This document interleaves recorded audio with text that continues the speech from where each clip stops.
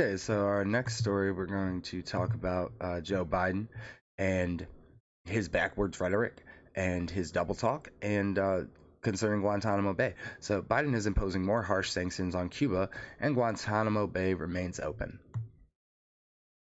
As the United States imposes new Cuba sanctions, citing human rights abuses, we look at the U.S. military prison in Guantanamo Bay, Cuba, a notorious gulag that President Biden himself has called an advertisement for creating terror. This month, the first Guantanamo Bay prisoner to be released under the Biden administration, Abdul Latif Nasser, returned to his home country, Morocco, after nearly two decades of being held without charge, even though he was cleared for release in 2016. There are 39 other prisoners still in Guantanamo, nearly 2 decades after the start of the U.S. war on terror. So this is taken from a story from Democracy Now! From Amy Goodman, Juan Gonzalez. And we're going to really deep dive into Guantanamo. So there's 39 prisoners currently, but they're in total, in and out the door, there have been 779 prisoners in total in Guantanamo Bay. And the Abdul Latif Nasser was unjustly imprisoned without trial for almost 20 years. Now it goes to explain that him and so many others that were in Guantanamo Bay were just really, really unlucky. There were bounties on people's heads, which is to say that for anybody affiliated with terrorist groups or insurgents of some kind to be reported in would be $5,000 given to that particular person. Now, $5,000 to that is life-changing money. That is in those parts of the countries. That is life-changing money. So, what do you think happened? A lot of people that were locked up in Guantanamo Bay are completely innocent. They have nothing to do with terrorist attacks. They have nothing to do with anything. And they're locked up. They're either mistaken for somebody else, or they have their name lied on and they say they're terrorists when they're not, with no due process.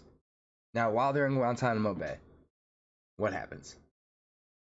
Rampant torture, rampant American approved torture.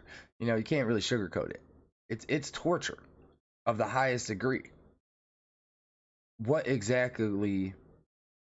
And people all over, people in high positions of power have no remorse for this. In fact, they say that was necessary, and we'll see why that is wrong.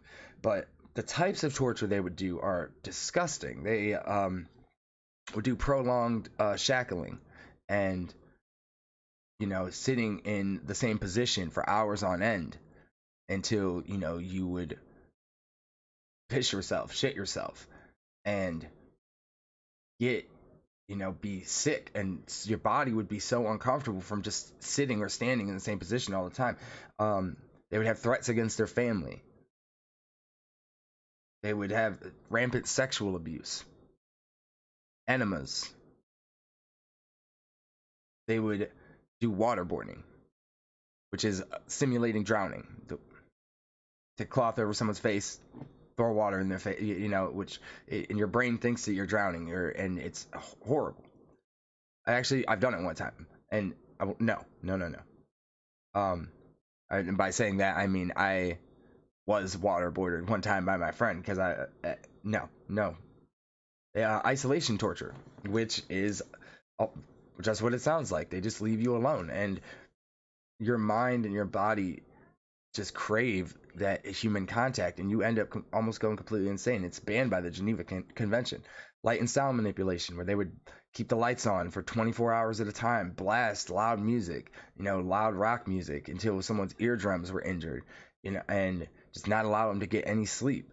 Extreme temperatures, freezing, over hundreds of degrees, and force feeding, which is so they would shove a tube down these people's throats because and there's so many problems associated with force feeding, and you can die from it. And I'm sure there have been people that have died from it in Guantanamo Bay that they just don't talk about.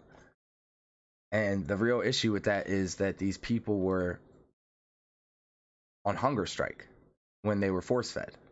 So it is it's taking complete autonomy away from your body. Your free will completely ripped away from you in any way.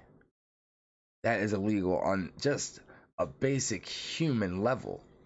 But again, they did not think it was a big deal because they claimed that they had valuable information. Now, this is the issue with torturing somebody, because if you torture somebody for long enough, they're going to say whatever they want. They're going to say whatever you want them to say. Period. Doesn't matter how strong you are. You're physically and mentally tortured for long enough, you will cave and you will give in and you will placate to whatever your torturer is demanding of you. Now, when it came to reality, none of the information we used that we gained from from the torture. I wonder how many times I'm saying torture. But none of the information we gained from the torture was actually legal in court and held up in court. None of the people that are on trial for attacking us during the 9/11 attacks have actually been convicted of anything, because court proceedings are held up. None of the information was valuable. Most of it was either coerced and lies, or it just wasn't held up in court, even if it was the truth. So some of the detainees have been being transferred from Guantanamo Bay to the United Arab Embassy, and now there is 18 people in the United Arab Embassy combined with the 39 in Guantanamo. The United Arab Embassy is a group that is supposed to be helping these men reintegrate into society, getting them jobs and just, becoming normal citizens again. But these men are just being held indefinitely now. And all the reports coming out of it are that the conditions are even worse than Gitmo, with the torture and just the basic living conditions. So what does this mean for our POTUS, for our head in chief? Well, at the end of the day, it just means that Biden supports torture.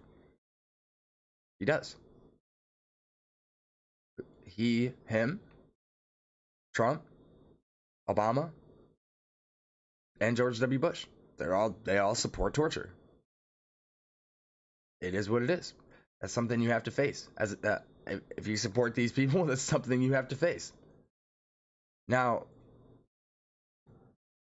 the issue is what his problem always is, he wants to placate to Congress, where he can say, oh, if I wanted to shut Guantanamo Bay, Congress has to do that. And he is technically correct. Congress would have to do the official shutdown of Guantanamo Bay. But as the president, he could do basically a shutdown. All these people who were without due process locked up, he could enact habeas corpus and get them and free them. It's just the way it is. And he won't. And he doesn't. Even people that there's detainees that the government has said are too dangerous to ever release, forever detainees, as they like to be called.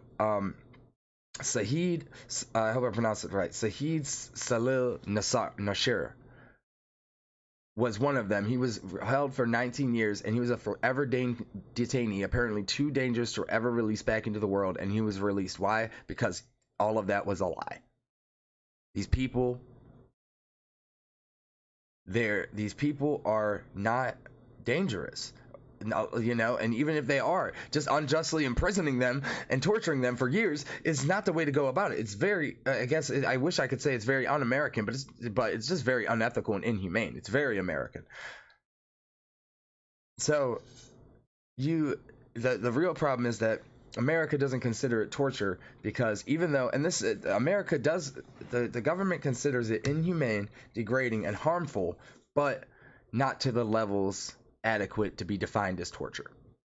Now, I don't know exactly what that means. I don't know exactly how bad it would have to be for it to be torture at that point. What is your definition then? Like, instead of just anal insertions, it's like spiked anal insertions, you know, and instead of force feeding, they also do the whole human centipede thing. So they force feed you, and then you got to shit into somebody's mouth, and then like, what is considered torture to these people? If this isn't torture, what is considered torture?